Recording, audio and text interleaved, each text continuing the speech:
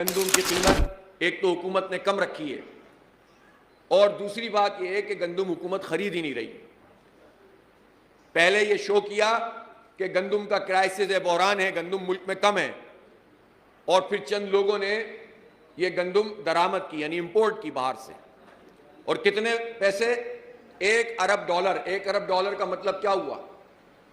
آج کل کیا ریٹ ہو گیا؟ 275 کم از کم 275 ارب روپے کی گندم امپورٹ کی، جبکہ گندم پہلے سے 21 لاکھ ٹن موجود تھی تو 30 لاکھ ٹن تقریباً اور منگوا لی.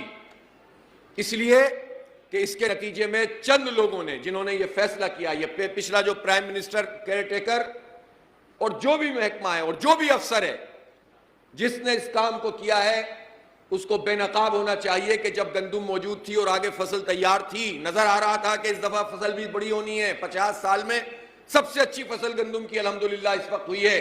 لیکن کسان کا حال یہ ہے، چھوٹی زمینیں رکھنے والے لوگوں کا حال یہ ہے کہ بعض لوگوں نے تو کٹائی نہیں کی کہ ہم کہاں رکھیں گے، اور بعض لوگوں نے کٹائی کر لی ہے تو وہ ہولڈ کیسے کریں، رکھے کیسے؟ خریدنے والا کوئی نہیں ہے. حکومت نے ریٹ کم لگائے ہیں اور ریٹ لگانے کے باوجود حکومت خریداری نہیں کر رہی، باردانہ نہیں دے رہی، وہ بیگز فراہم نہیں کر رہی، جس کے نتیجے میں فصل بھی تباہ ہو رہی ہے اور کسان بھی تباہ ہو رہا ہے. بڑے جاگیردار تو پنپ جاتے ہیں، وہ تو اپنا حساب بنا لیتے ہیں، وہ تو حکومتوں میں شامل ہو کر کوئی اور کام کر لیں گے. وہ چینی کا کرائسس پیدا کر کے پہلے درآمد کریں گے پھر برآمد کریں گے، دونوں میں کھائیں گے.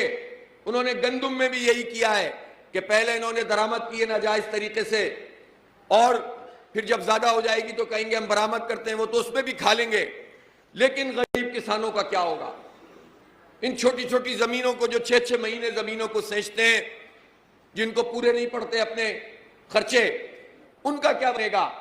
لیکن یہ لوگ اتنے مست ہوئے ہیں کہ جب کسانوں نے احتجاج کرنے کی کوشش کی ہے تو انہوں نے ان کے اوپر لاٹھی چارج کیا ہے. اور کسان بورڈ پنجاب کے صدر کو تو اس وقت بھی گرفتار کر کے رکھا ہوا ہے. میں حکومت سے مطالبہ کرتا ہوں کہ فوری طور پر ان کسانوں کو رہا کیا جائے. یہ اپنے حق کے لیے بات کر رہے ہیں، کہ تمہارے ظلم کے خلاف آواز اٹھا رہے ہیں. ان غریب لوگوں کو حکومت کے ان فیصلوں کی نظر نہیں کر سکتے. انشاءاللہ میں آج مشاورت کرنے کے بعد اعلان کروں گا اہم، اور ہو سکتا ہے کہ ہم وزیر اعلیٰ ہاؤس کا گھیراؤ کا اعلان کریں. آپ اس کے لیے تیار ہیں کہ نہیں تیار ہیں؟ اور پھر ہم دیکھتے ہیں کہ کیسے ناکہ بندی کرتے ہیں. یہ اپنے آپ کو محفوظ بناتے ہیں ان قلعوں میں، اور غریب کو انہوں نے غیر محفوظ کر کے رکھا ہے، مزدور کو انہوں نے غیر محفوظ کر کے رکھا ہوا ہے. ان کے حق پر یہ ڈاکہ مارتے ہیں، ان کے خون پسینے کی کمائی کو یہ نچوڑتے ہیں، اور خود ان کی عیاشیاں ختم نہیں ہو رہی ہیں.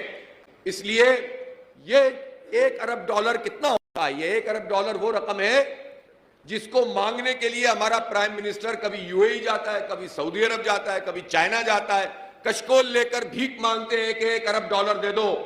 جب تم پوری قوم کی غیرت کا جنازہ نکال رہے ہوتے ہو تو اسی وقت تم ڈاکہ مار کر گندم کو امپورٹ بھی کر رہے ہوتے ہو. تم فراڈ ہو، دھوکے باز ہو. ان دھوکے بازوں سے اس ملک کو نجات دلانی ہے انشاءاللہ تعالی.